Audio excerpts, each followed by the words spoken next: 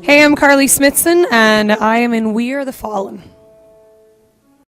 Oh, the record means everything to me. I mean, I think for us five, it's kind of I don't know, like a gathering of all of our previous experiences over the last few years. It's our memories of our lives, and we kind of brought them all to one place and turned it into something really positive. And I don't know, it's like our child almost. I feel like a very proud parent every time I listen to it.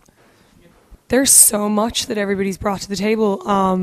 I think with having 10 years in the music industry, or I don't even know how long it is for all of us, but you just learn so much along the route, and you learn kind of, I don't know, how much of a job it is, rather than this kind of crazy dream. I mean, people get caught up in the fame and the fortune and that kind of thing. And I think everybody in this band has kind of like been there, done that, and we're all ready to really focus on our craft and focus on something that that we've really waited a long time to be able to express. And yeah, I mean, we've all done that kind of first time round crazy lifestyle, and yeah, it's kind of funny to get on our bus at night and see that half the people are in their pajamas, or composing a new song or doing that. I'm in a band with we've all kind of reached our nerd years now. I think it's kind of funny.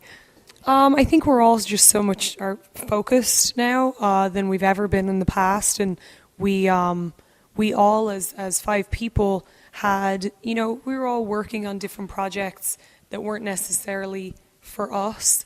I mean, I came from a TV show that wasn't necessarily just about, a project for me. Ben's been working with different people for years. Marty's been in and out of other bands, and John and Rocky have been, producing and working with other people. And for us, we had this dry spell of being creative for ourselves.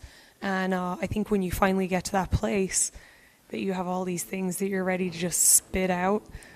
This record just really, it happened overnight. Like, we sat down to honestly do about 2 songs, and our plan was to put out 2 songs every 8 weeks and really focus on those 2 songs and make them, these masterpieces of whatever, we were feeling at the time. And it turned into 15 songs just very, very quickly. So for us, it was amazing to see that such a period of time had gone by, that we all just had stuff right on the tip of our tongue, ready to go, and all 5 kind of just felt each other. We were all on the same page musically. So it was just this wonderful, wonderful process that we could take all our experiences and finally be at a place where we could just throw them all into a pot and create this wonderful record. Yeah, we even have, I guess, overspill from the record that we just made. We've just continued to write, and I mean, there's a lot of life experience on this record, but we've all been around for a long time. There's much more lyrics to be said and music to be made. So yeah, I mean, we're focusing on this record right now, but we already have overspill from this record. Yeah, I mean, we don't necessarily write together in a room.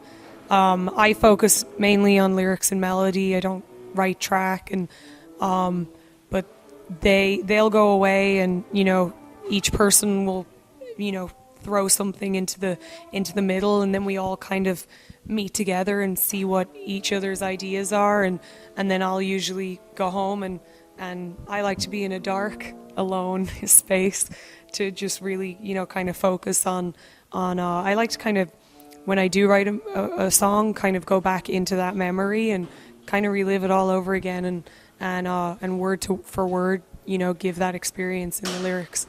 So that's kind of the way this band kind of writes. Well, I come from a place where I sang, I guess, other people's music before, and it wasn't I had a first record that I had written on, and I've written songs my whole life, but being that I was on a TV show, it was cover songs. It was very uncomfortable for me.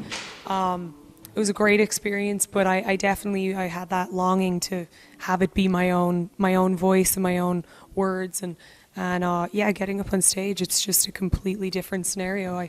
I get to sit there each night and sing for people something that's coming from my heart, and yeah, to have that picture, that vision of what the experience of the song is right in front of your eyes every night. It's just the song takes on a completely different, it's a different animal, you know, than singing, I guess, a song that someone would have written for you or that kind of thing. So it and even like there's a few songs on this record that aren't my lyrics, and we've sat down and spoken in detail about, you know, what each person's experience was and why they wrote that piece of the song. And you know, for me, I know what every little I guess word and is on this record, and you know, to be able to some of the boys, I can be part of their memory and see it in front of my face. There was a time where there was one song that I had sang a few times, and I didn't necessarily know the exact meaning because the person didn't really want to, I guess, deliver that moment to me, that story. So I had to kind of sit them down and drag it out of them, because I was like, I got to sing this every night, and I really just, I won't judge you, I won't nothing. I really have to know what this is about. So yeah, one night after the show, we sat in the bus and just had a really honest conversation, all of us, and we all know each other really well. I think I've learned to be more comfortable with myself. I think I've learned that I do what I like now rather than what I think my audience is looking for.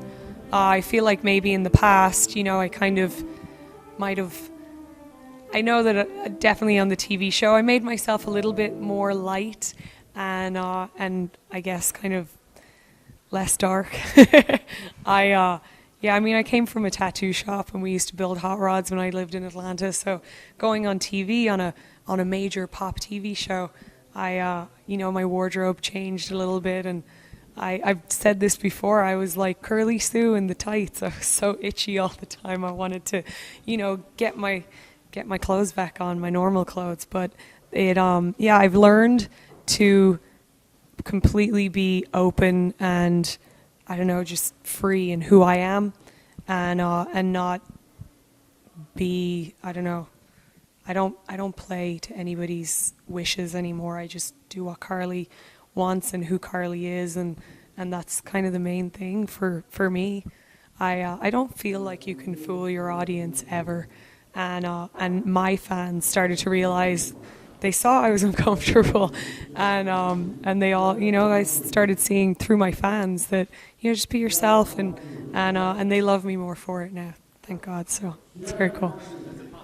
Yeah, I think everybody in the world just needs to, you know, there's so many people in so many aspects of life that, I don't know, change themselves to fit with a situation.